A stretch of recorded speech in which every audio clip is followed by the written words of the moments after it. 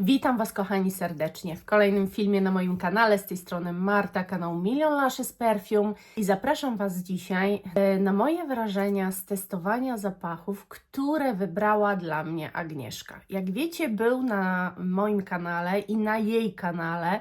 Tak naprawdę nagrałyśmy 2 filmy. Ja wybrałam 10 Agnieszce na życie, które mogłabym jej podarować, gdyby straciła wszystko.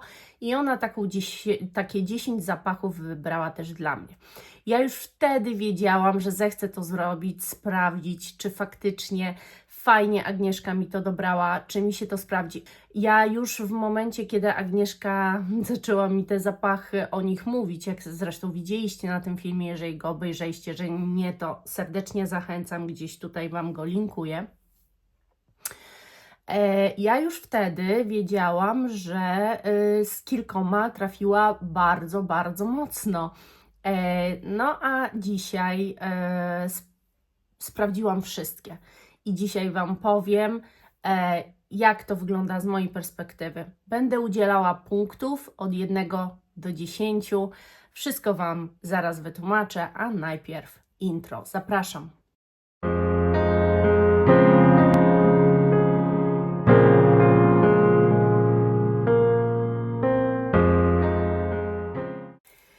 Kochani, mam przygotowanych 10 zapachów. Część to są próbki, większość są próbki, niektóre to są już flakony, a jeszcze niektóre to są odlewki. Testowałam to naprawdę, starałam się to tak przetestować, żeby to nie było jakieś takie pierwsze wrażenie, tylko zobaczyć faktycznie, jak się zapach układa. I informacja, kompletnie nie zwracałam uwagi na trwałość zapachów. To mnie jakby nie interesowało. Mnie interesowało na ten moment, czy w ogóle ten zapach do mnie trafia i czy Agnieszka fajnie mi go dobrała. I na tym się skupiałam. Ja przygotowałam sobie notateczki, siedziałam, opisywałam, co czuję, jak się czuję z tym zapachem, co dostrzegam w nim. No wszystko, co mogłam, to zawarłam w tych informacjach, więc pewnie będę Wam je przytaczała, ale też oczywiście pamiętam w ogóle te zapachy. Mam tutaj taką torebeczkę, będę, tak jak już powiedziałam we wstępie, będę przyznawała punkty od 1 do 10 zapachom, względem tego, jak Agnieszka bardzo trafiła, bądź no nie trafiła. Także zaraz Wam wszystko powiem. I zacznę od próbki, jaką mam. To jest zapach Molinard Violet. Już ja nie chcę psikać na siebie, więc trochę w korek. Kwestia przypomnienia, ale tak naprawdę ja to wszystko pamiętam. I to jest tak. To jest zapach, który bardzo przypomina mi jakiś kosmetyk do pielęgnacji ciała. I to jest prawda. Jest przy tym jakiś taki energetyzujący. Jest w nim jakaś elegancja, czuję pudrowość oraz zdecydowanie jakieś takie powietrze. Natomiast nadal nie nazwałabym tego zapachu zapachem ani mydlanym, ani zapachem czystości. Jest to stricte jakiś może żel pod prysznic o jakimś takim zapachu, albo właśnie jakiś balsam do ciała, jakiś kosmetyk do ciała, ewidentnie o konsystencji kremowej, bo tę kremowość bardzo się tu czuje. Fiołek zresztą taki jest. Z tym, że Agnieszka tu, z tego co pamiętam, bo nie przejrzałam sobie tego filmiku, ale z tego co pamiętam, Agnieszka mi mówiła, że to ma być taki zapach, który mi troszeczkę wbije się w te kwiatowe moje ulubione kompozycje. No nie. Ja bym mu dała od 1 do 10 taką 5. Właśnie dlatego, że nie ma w nim tej intensywności, że jest to taki zapach, który jest taki mało z kwiatami związany, bo ja na przykład lubię kwiaty właśnie typu tilia albo typu en passant, gdzie tam jest chyba w ogóle bez. Lubię takie kwiaty bardziej intensywne. lubię też te łagodne piwony i magnolie, ale wtedy może na jakąś słodki sposób podane. Więc tu nie ma tej kwiatowości. Dla mnie to nie jest zapach kwiatowy mimo wszystko, no a bardziej właśnie coś takiego z pielęgnacji do ciała. Więc tu od 1 do 10 daję 5. Następny zapach, no to. No właśnie, mam taką odleweczkę. To jest następny zapach, to jest Histoire de Parfum Prolix. Słuchajcie,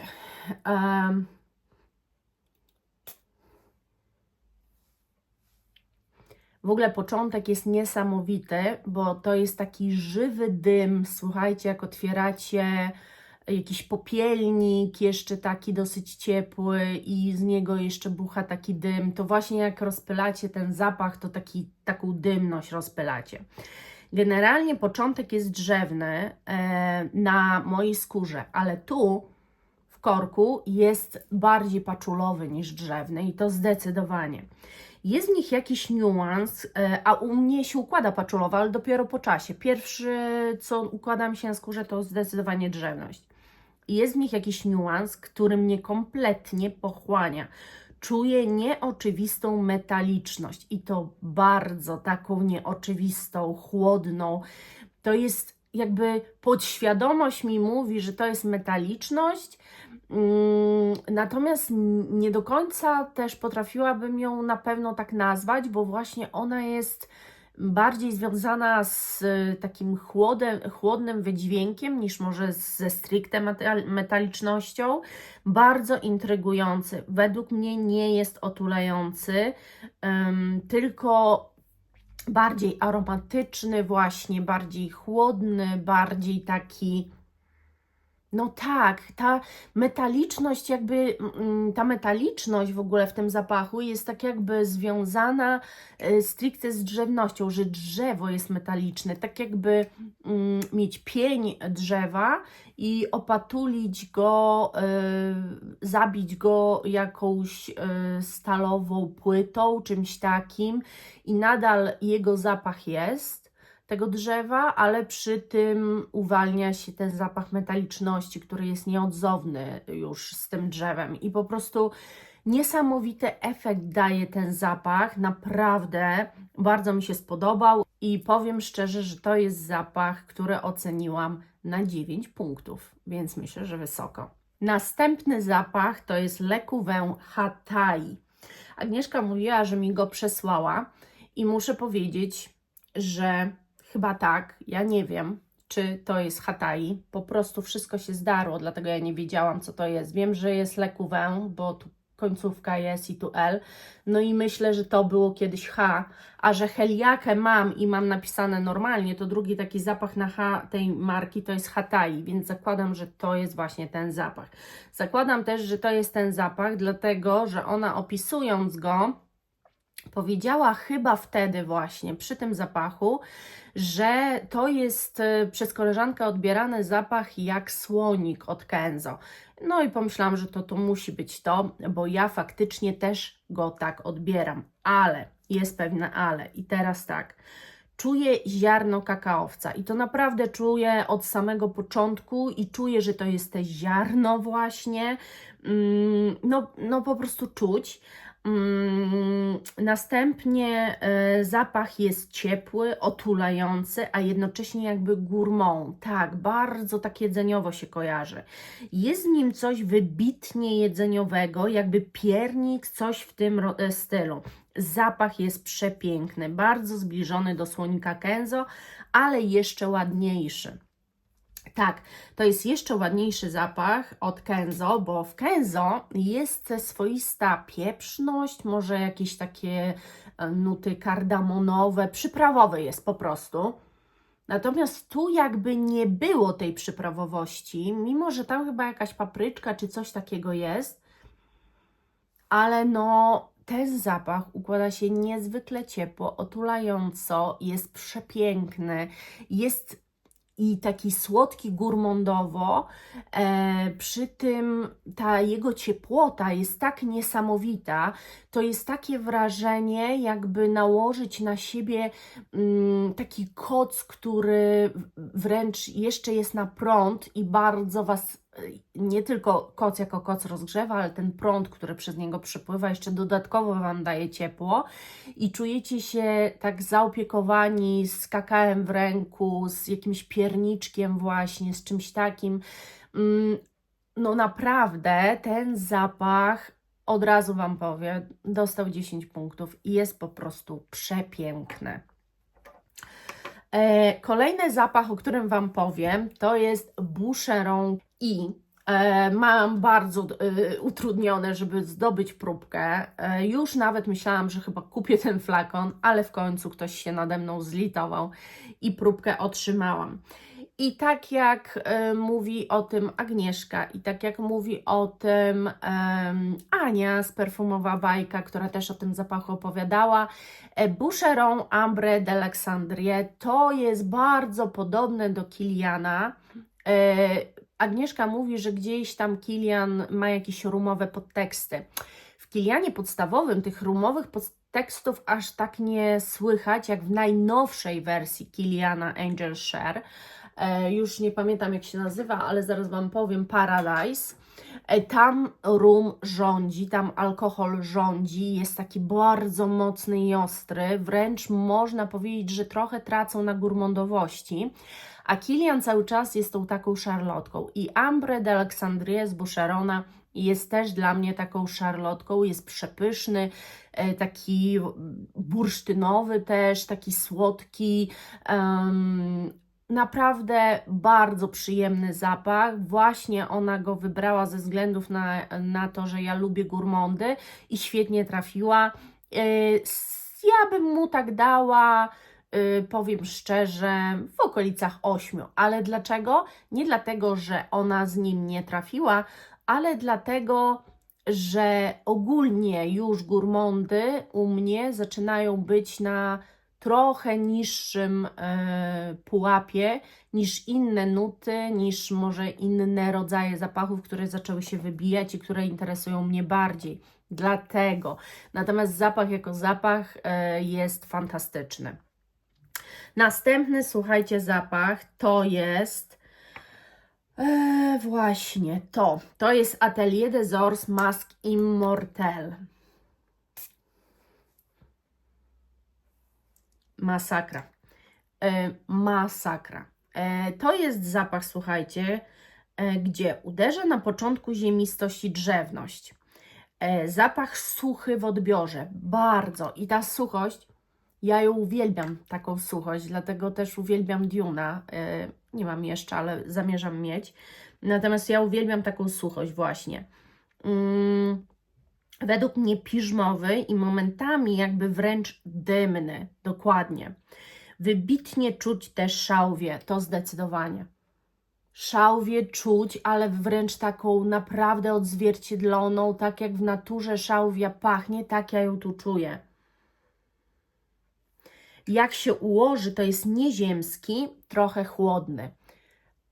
Naprawdę wszystko, co napisałam, dokładnie tak jest, bo to, co czujecie na samym początku, może odstraszyć niektórych. Mnie akurat przyciąga do zapachu. Natomiast to, co jest, jak już on się ułoży, to absolutnie nie ma dla mnie wydźwięku męskiego. To jest unisex, ale jak go nosi kobieta, to jest to zapach kobiecy, a jak go nosiłby mężczyzna, to byłby to zapach męski, jeżeli wiecie, o co mi chodzi.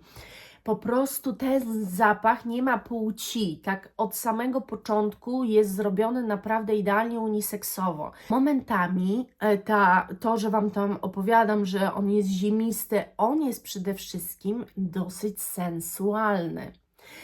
Dosyć taki właśnie chłodny, jak taka chłodna, upojna noc. No ten zapach jest niesamowity i od razu Wam powiem, że dostał ode mnie 9 punktów, także myślę, że jest naprawdę nieźle. Dalej to jest kolejny zapach, to jest Eau de Protection i Eldo. I to miał być, słuchajcie, zapach, który miał mi dać różę, bo różę kocham. No i od razu Wam powiem, ten zapach to jest totalnie metaliczna róża. To jest taka metaliczna róża, że aż Was zatyka. Że po prostu czujecie aż na języku tę metaliczność.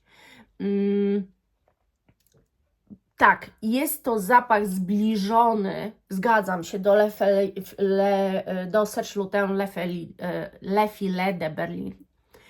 Natomiast tam jest troszeczkę odwrotnie, bo tak, w Serge Lutens bym powiedziała, że jest róża bardziej kompotowa w tle z metalicznością.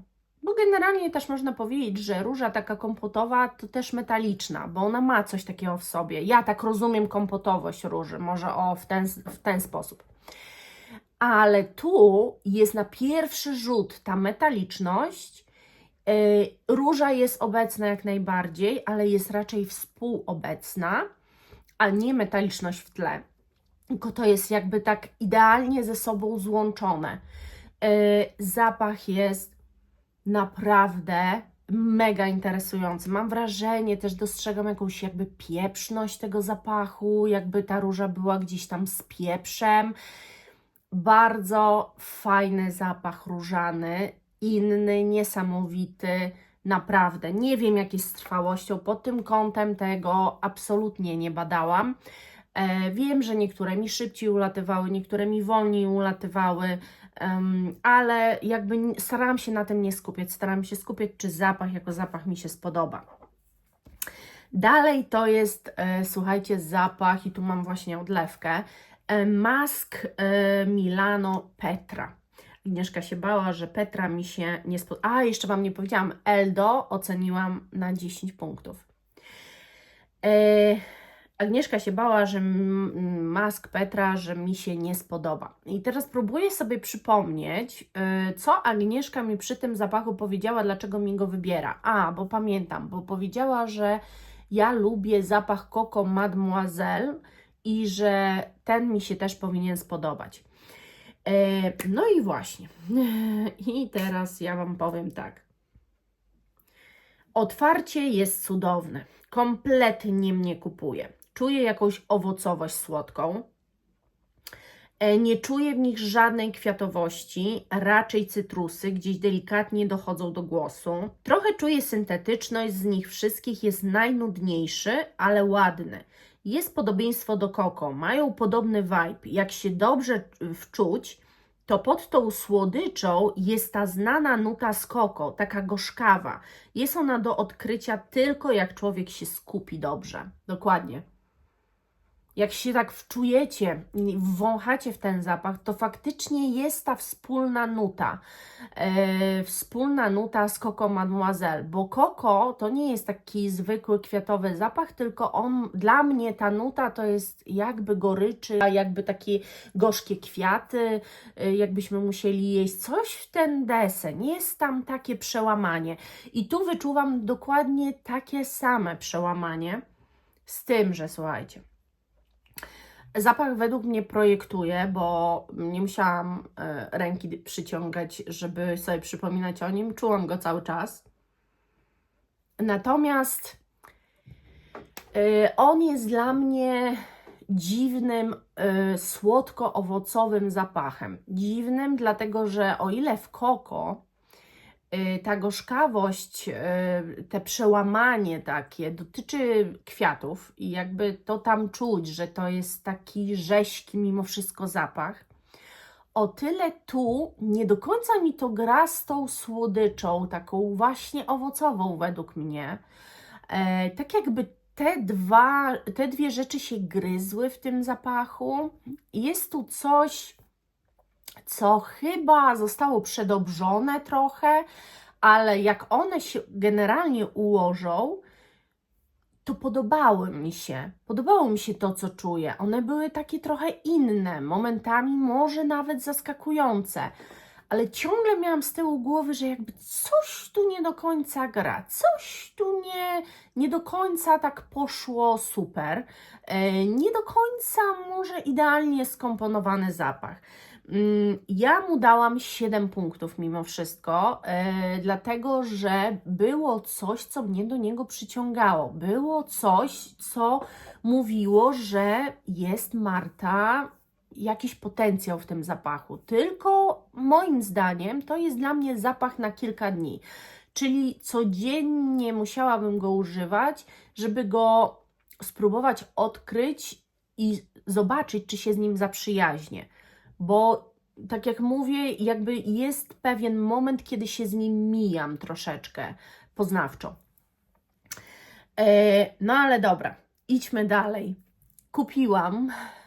Kupiłam Sticky Fingers Franceski Bianchi, jak wiecie, ona mi ten zapach też poleciła. No i to jest zapach, mam go dzisiaj na nadgarstku. Nie wiem, czy kogoś zaskoczę. To jest tak, początek rozpoczyna się drzewnością i cynamonem. Jednak najbardziej fascynujące jest to, co dzieje się, jak się ułożą. Są ciepłe, to jest zapach skórzany, ale taki otulający, jak najcieplejsze skórzane ubranie. Jest wręcz coś sensualnego w nim.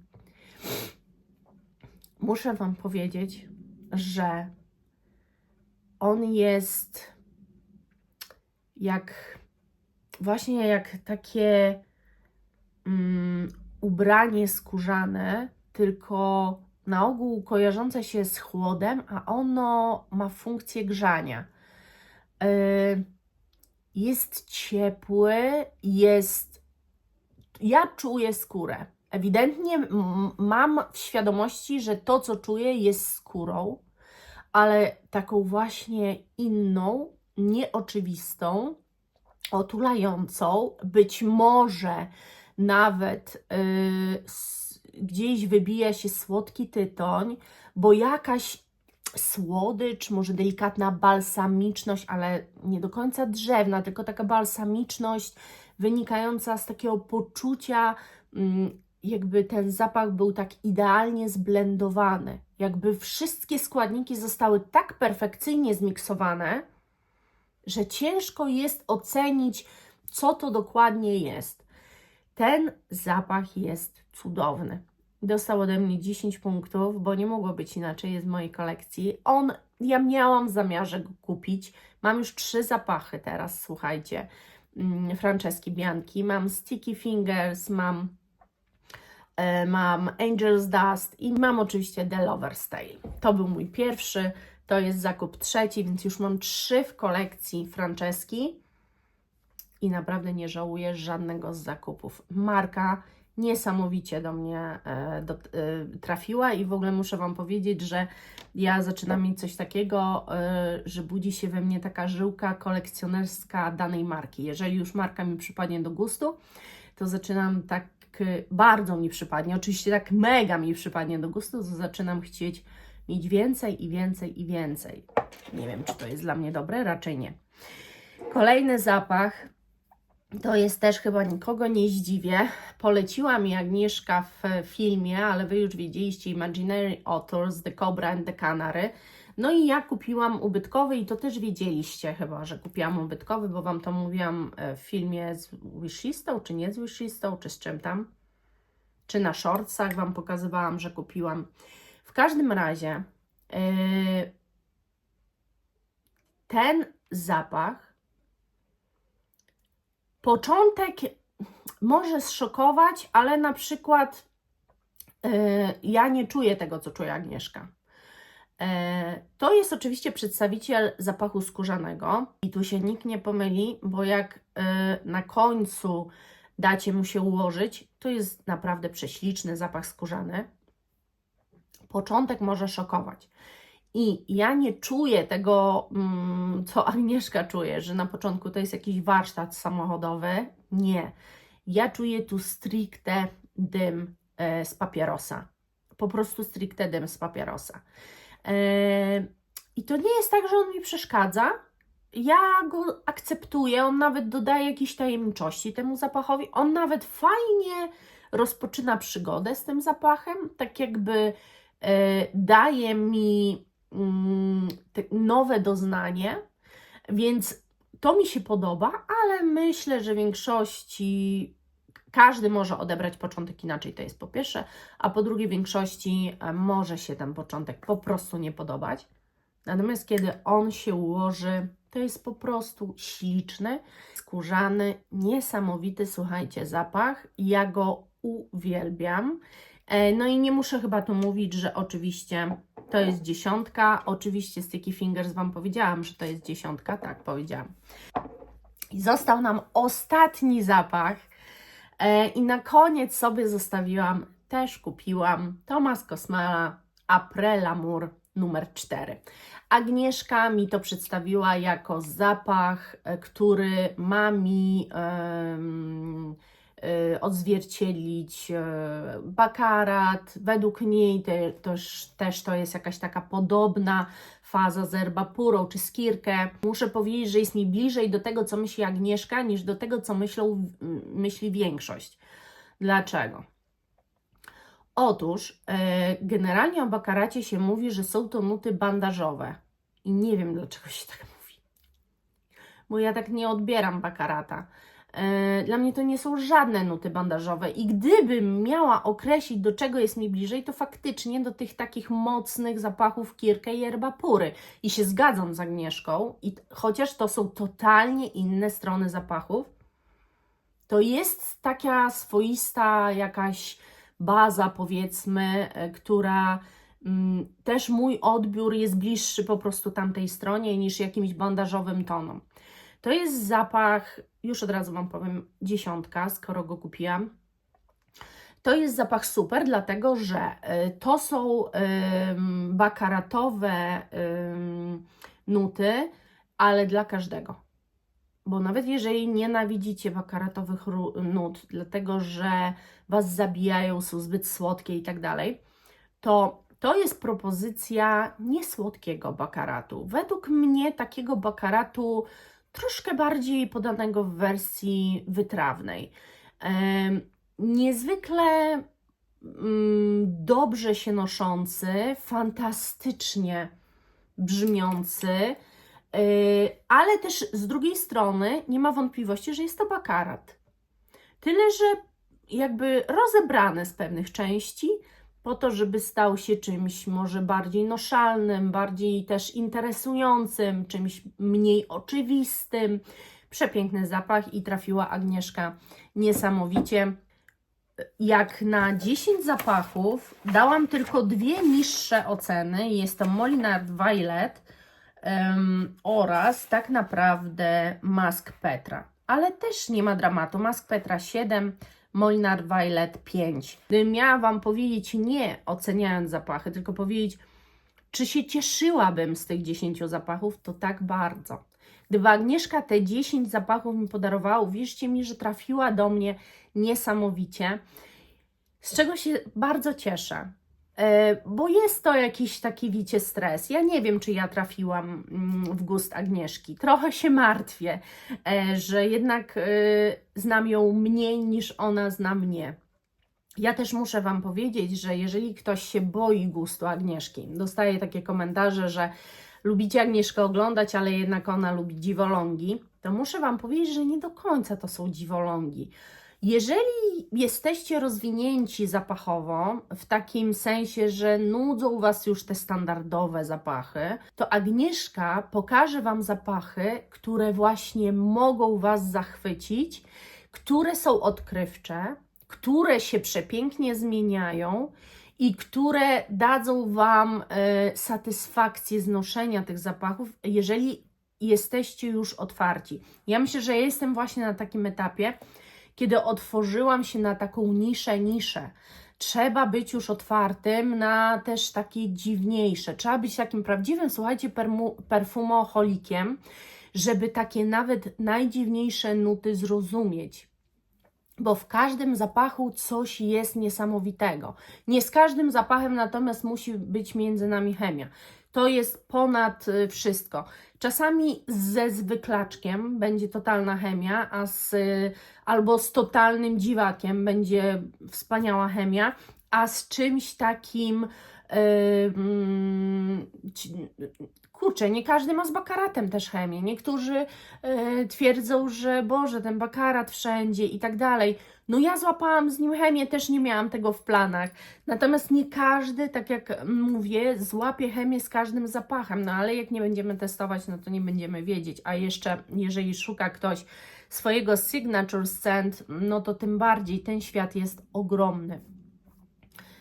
Ale się dzisiaj rozgadałam. Bardzo, bardzo się cieszę, Agnieszko. Bardzo Ci dziękuję. To było niesamowite, niesamowita przygoda. Bardzo Ci dziękuję za te odkrycia w ogóle. Dzięki Tobie dotarły do mnie tak naprawdę 3 flakony. Dzięki Tobie odkrywam ten świat. Tak naprawdę Ty mnie trochę naprowadziłaś na jakąś taką inną niszę. Pokazałaś, że ten świat jest ogromny, że jest piękny, że należy troszeczkę się otworzyć. Myślę, że tak, że możesz sobie to wszystko przypisać, bo oczywiście same otwarcie, ja musiałam tego chcieć, żeby się na tę niszę otworzyć, ale myślę, że bardzo duży wpływ na mnie miałaś i za to Ci bardzo dziękuję, tak samo za tę 10. I myślę, że gdyby faktycznie stało się tak, żebym wszystko straciła, to chyba byłabyś pierwszą osobą, do której bym się udała po odlewki, żebyś mnie wsparła i troszeczkę się podzieliła zapachami, żebym ja mogła czymś pięknie pachnieć. Naprawdę jesteś dla mnie taką osobą, do której bym szła w dym z zapachami. Dzięki. A ja znowu mam oczy zeszklone. Ja się ciągle wzruszam, tak jak Wam mówiłam. Buziaczki, kochani, mam nadzieję, że się fajnie ze mną bawiliście. Dajcie znać, czy któryś z tych zapachów znacie, a ja się z Wami żegnam i do następnego. Buziaczki. Bye!